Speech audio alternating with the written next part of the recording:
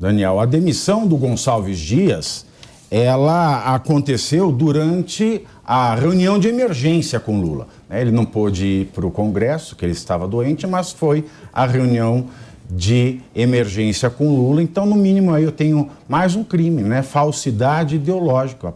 Apresentou um atestado falso. Aliados do governo disseram que o presidente ficou bastante irritado por ter solicitado e não recebido as imagens das câmaras do Planalto. Entretanto, segundo o jornal Folha de São Paulo, Gonçalves Dias rebateu a versão de que teria negado acesso às imagens. Ele afirmou que o GSI chegou a montar uma apresentação com as filmagens e que tudo foi encaminhado a Lula.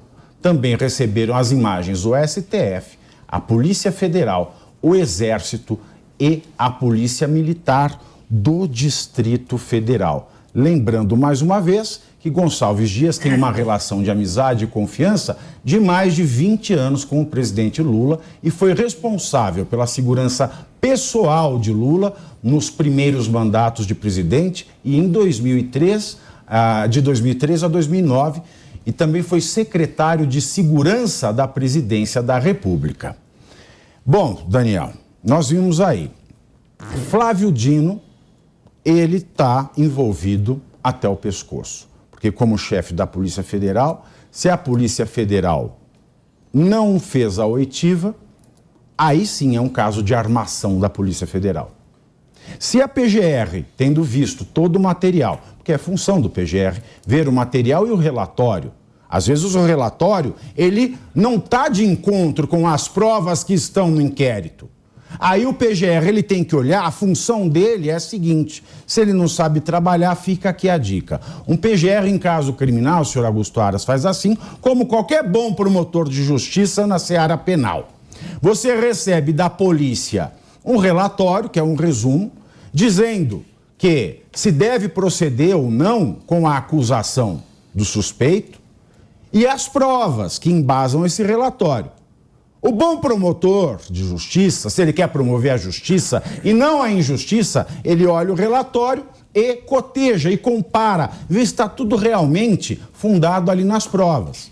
Então a Polícia Federal armou ao não chamar, no mínimo, o Gonçalves Dias, porque tinha que chamar todo mundo que aparece na filmagem. Segundo, o PGR, o Augusto Aras, ele não cumpriu a função dele, ele prevaricou.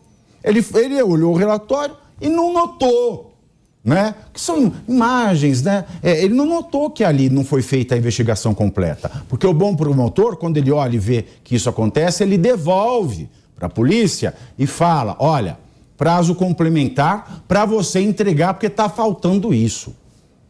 Esse esclarecimento pode mudar todo o seu relatório. Não fez. E o Alexandre de Moraes, que ele sabe de tudo que acontece nesse país. Ele tem acesso a tudo. Ele está controlando isso com mãos de ferro. Ele recebeu a denúncia com base num relatório que não estava de acordo com as provas, que pode mudar. Eu não digo o caso das pessoas da incitação, né, das Forças Armadas e da associação criminosa. Porque isso aí, você foi lá, incitou, falou SOS Forças Armadas, dançou. É a lei que se aprovou em 2021. Agora, quanto aos atos de vandalismo, isso é essencial. Isso muda tudo. E o presidente Lula vem com a sua velha frase, eu não sabia de nada. Será que ele não sabia de nada, Daniel José? Agora são 14 horas e 30 minutos. Boa tarde a todos, boa tarde, Pavinato, a todos que estão aqui na mesa debatendo e também a todos os nossos, toda a nossa audiência. Bom, eu tenho muito mais aqui a contribuir na questão política desse debate, muito mais do que a parte técnica, eu sou economista e não jurista, então, para mim é muito claro que o Lula teve acesso a essas filmagens. Eu acho muito difícil ele, de fato, não ter tido acesso. Como chefe do Poder Executivo, como líder máximo, né, do país, não ter acesso às imagens do dia 8 de janeiro é algo impensável. Ele certamente teve acesso a essas imagens e, claramente, essa essas declarações de que ele não tinha tinha pedido as informações e não tinha tido acesso, é obviamente uma estratégia simplista e muito trivial de proteger o presidente de consequências maiores.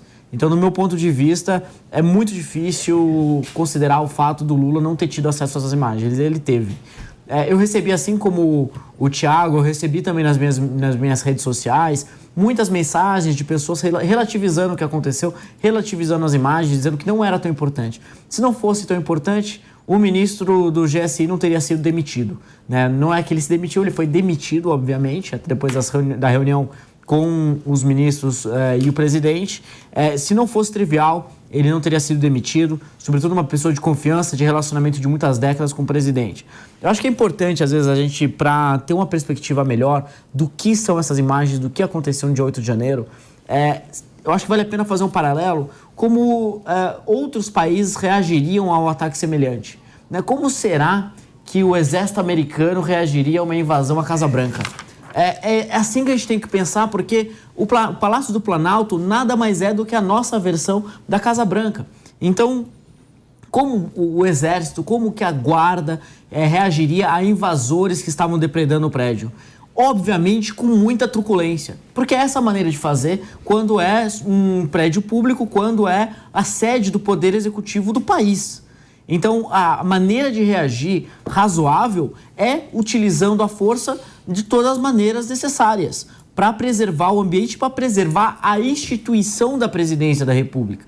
E o que a gente vê nessas imagens é uma atuação digna de uma republiqueta das bananas, digna de um país que nem sequer tem democracia, uma coisa assim, não dá nem para descrever. Eu não consigo imaginar outro país sério no mundo que teria uma reação institucional diante de um ataque semelhante àquela que a gente viu ali desses profissionais aí, o ministro do GSI, G. Dias, dos funcionários do GSI no dia 8 de janeiro. Agora as consequências são muito sérias e eu enxergo hoje, diante de tudo que está acontecendo, um caos institucional. Me parece que todas as instituições, seja do judiciário, seja do executivo e até o próprio legislativo, não estão conseguindo atuar na forma básica daquilo que são responsáveis, né? Não estão conseguindo entregar o mínimo daquilo que deveria ser o papel deles. Tanto a PGR como o STF, né? Até o próprio Congresso não consegue avançar em cima de uma investigação séria. Ou seja, e hoje, o povo está perdido. O povo está perdido. E mais do que nunca é importante a instauração dessa CPMI. Claro. É mais do que nunca.